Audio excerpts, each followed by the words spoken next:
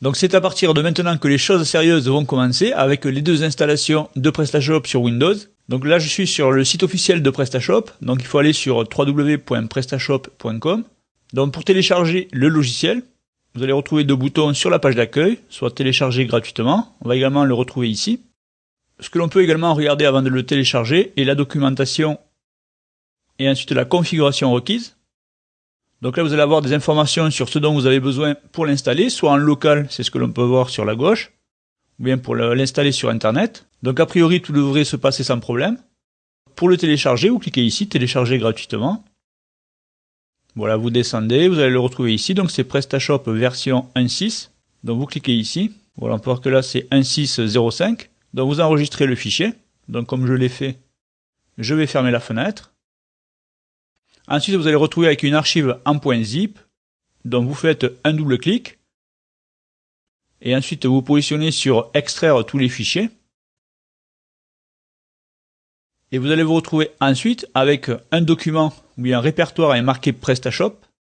Voilà, c'est un répertoire PrestaShop 1.6.05, ou bien peu importe la version, ça commence par 1.6. Et à l'intérieur de ce dossier, vous allez retrouver un dossier PrestaShop et un fichier .html. Donc ce que l'on doit installer dans le répertoire www, c'est le dossier PrestaShop.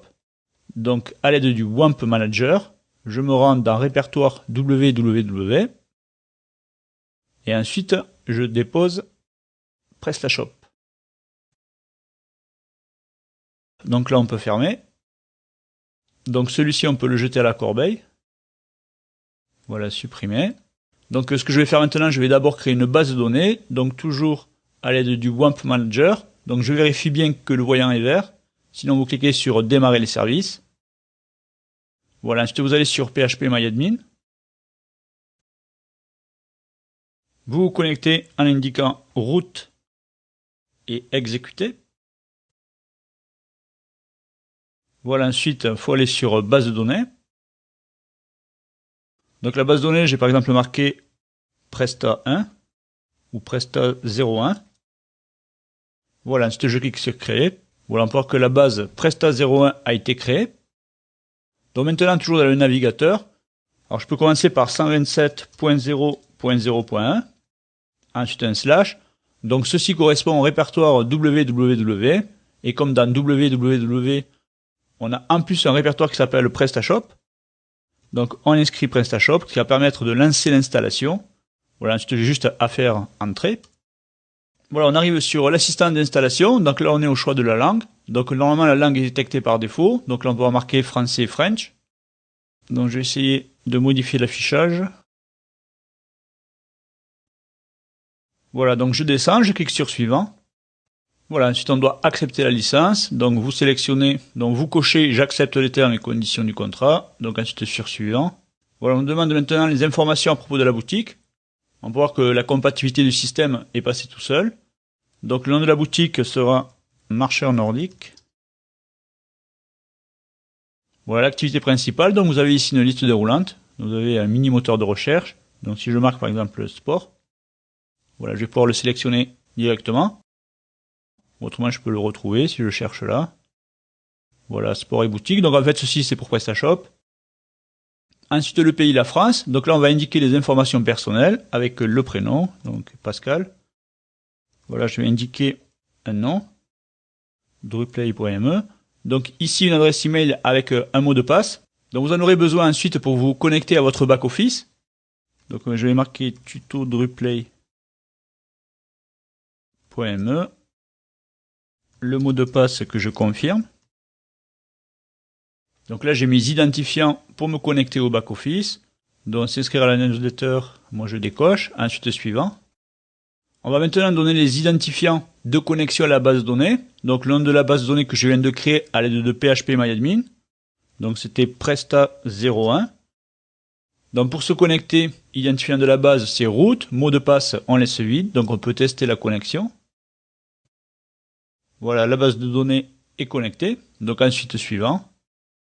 Voilà, et on procède donc à l'installation de PrestaShop. On peut voir qu'on a 5 bonhommes de comptant, il en manque juste un. Voilà, l'installation est terminée. Big Brother nous regarde les comptants. Donc vous pouvez imprimer, si vous le souhaitez, vos identifiants de connexion. On peut voir ici imprimer la page. Donc on va descendre un petit peu. Donc on va commencer par le front office, découvrir votre boutique. Et on arrive sur un super site PrestaShop 1.6. Franchement, c'est à couper le souffle. Moi, je pouvais plus respirer pendant au moins 10 minutes. Donc ce que je vais faire, je vais créer un signe. Donc clic droit, marquer cette page. Donc ah non, je vais laisser comme ça, marche nordique terminé. Je vais le mettre par contre dans la barre personnelle. Voilà, barre personnelle. Je clique sur terminer, ce qui me fera un accès rapide au front office, c'est-à-dire à la partie visible. Voilà, je retourne sur l'assistant d'installation, donc gérer votre boutique. Voilà, on m'indique que pour des raisons de sécurité, je dois supprimer le dossier install. Donc à l'aide du WAMP Manager, répertoire www. Voilà, PrestaShop. Donc là, j'ai tous les dossiers. Donc on peut voir que par défaut, admin a été renommé en admin 0890. Et donc le dossier install, là je fais un clic droit. Supprimer. Voilà, je peux fermer. Donc maintenant je peux rafraîchir la page. Voilà, je vais pouvoir ici indiquer mes identifiants de connexion. Donc c'était tuto drupal.me avec mot de passe. Voilà, si vous regardez le lien, on a 127.0.0.1, site PrestaShop, et là on retrouve admin 0890. Donc j'ai indiqué l'adresse email et le mot de passe, donc je clique sur connexion. Donc là c'est pareil, c'est à couper le souffle, le back-office de PrestaShop. Faites l'installation dans une pièce aérée. Voilà, et on arrive sur le back-office qui est en responsive design. Donc vous avez ici par défaut les différents menus. Donc là c'est pareil, je vais rester sur le tableau de bord. Donc marquer cette page dans la barre personnelle. Donc je vais marquer admin. Voilà, je clique sur terminer. Donc je vais le mettre ici. Voilà, admin et marchand nordique. Donc ce que l'on va faire, on va supprimer les produits de test que l'on peut voir ici. Voilà, on peut voir qu'on a les catégories. Si l'on descend, on va avoir ici, on a par exemple ici les produits avec les meilleures ventes. Donc on va lever les catégories, les produits. Et également enlever tous les graphiques que l'on voit ici du tableau de bord. Donc là on descend. On peut voir ici le mode démo, on se positionne sur non. Donc là ça va supprimer les graphiques. Si l'on regarde, tout est à 0. Donc une fois qu'on a fait cela, on se positionne sur module et une autre fois sur module. Voilà, ensuite on descend. On se positionne ici sur administration. Voilà, ensuite on descend. On va retrouver ici le nettoyage de la base de données. Donc il faut l'installer. Donc on clique sur plus installer. Voilà, le module est installé avec succès. Donc ce que l'on va faire au catalogue, on se positionne sur oui. Ensuite, supprimer le catalogue. Êtes-vous sûr? On est OK. Voilà, on va faire la même chose pour commande et client. Voilà, j'ai bien compris. On se positionne sur oui, supprimer les commandes et les clients, on fait OK. Voilà, contrainte d'intégralité fonctionnelle. Donc là, vérifier et réparer. Donc là, c'est bon. Lorsque c'est vert, tout est bon. Et ce que l'on va faire également, c'est nettoyage de la base de données. Donc nettoyer et optimiser. Voilà, on peut voir que tout est bon. Donc si on vérifie sur le tableau de bord, voilà, on va tout avoir à 0. Que ce soit les ventes, le panier. Voilà, on a tout à 0. Ici, on regarde sur le front office. Donc il va toujours rester en fait les bannières que l'on voit ici. Mais bon, si je rafraîchis, voilà, on peut voir que les catégories ont disparu. Et si l'on descend, on peut voir qu'également les produits ont disparu. Donc ce que l'on va faire maintenant, c'est la deuxième installation de PrestaShop. Donc là, je vais fermer. Voilà, donc je vais l'installer.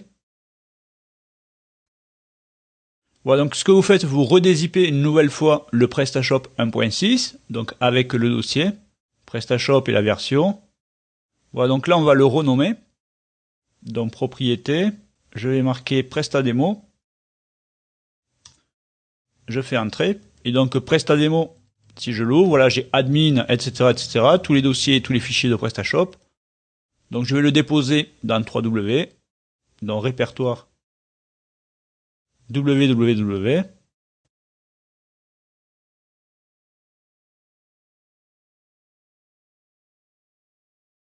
Je dépose PrestaDemo. Voilà ce qu'ils donnent dans ordinateur, disque local, WAMP 3W. On a le premier qui est PrestaShop et ensuite PrestaDemo. Donc on va lancer l'installation. Donc localhost. On va utiliser la base de test qui existe par défaut, qui s'appelle test. Donc 127.0.0.1. Ensuite PrestaDemo. Et je fais entrer. Voilà, on va donc recommencer l'installation. Donc si jamais vous avez supprimé, par exemple, la base de données test, donc vous allez sur phpMyAdmin.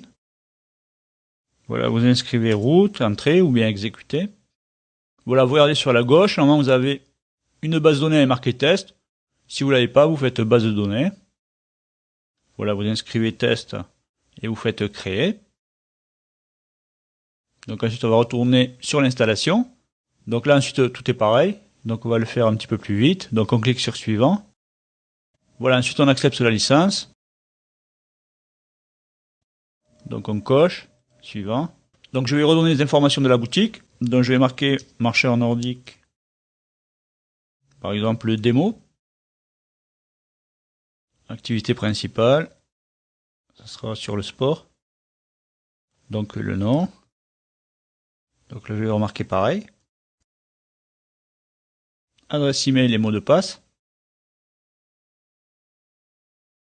Ensuite suivant. Voilà les identifiés à la base de données. Donc la base de données c'est test. Route c'est bon. Donc ensuite on n'a pas besoin de vérifier. On fait suivant.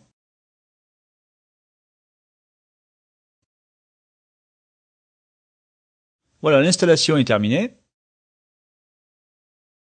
Donc découvrir le front office. Bon là il y a moins l'effet de surprise. J'ai moins le souffle coupé. Voilà, on peut voir ici marché en nordique démo. Donc je vais créer un signet, marquer cette page. Voilà, je vais marquer front office. C'est mieux de faire deux installations, comme ça pour faire les tests. Moi je vais utiliser par exemple front office, test de commande. Ça évite de faire des bêtises et d'être obligé de tout réinstaller. Donc là je clique sur terminer. Donc je retourne sur l'assistant d'installation. Donc gérer votre boutique. Voilà, je me rends directement dans le répertoire www. Je vais dans PrestaDemo. Ensuite, je supprime le dossier install. Voilà, ce que je peux faire également, c'est ici, si je le souhaite, modifier le chemin pour accéder au back-office. Donc, je vais vous le montrer. Si en propriété, je marque par exemple, si je renomme le dossier en ZZ, voilà, je clique sur OK. Donc, j'ai renommé le dossier admin. Donc, maintenant, le lien pour accéder au back-office. Voilà, je peux tout supprimer. PrestaDemo. Et là, j'indique ZZ. Voilà, et je retombe sur les identifiants de connexion. Donc là, j'inscris tuto drupal.me. Le mot de passe. Je fais entrer. Voilà, et je tombe sur le tableau de bord. Donc, marquer cette page dans la barre personnelle. Donc là, je vais marquer back office. Je fais entrer. J'ai donc back office et front office, également admin et marché en nordique. Voilà, on a donc terminé les deux installations de PrestaShop en local sur Windows. Donc je suis en train de préparer une formation vidéo sur PrestaShop 1.6. Donc si jamais ça vous intéresse, vous allez sur www.drupal.me. Voilà, donc comme je suis juste en train de la commencer, vous pouvez vous inscrire à la newsletter. Vous allez le trouver en bas. À formation vidéo à venir, PrestaShop 1.6. Donc vous pouvez vous inscrire à la newsletter. Donc si vous avez aimé cette vidéo, n'hésitez pas à la liker ou à cliquer sur j'aime sur YouTube. Donc à bientôt pour d'autres vidéos.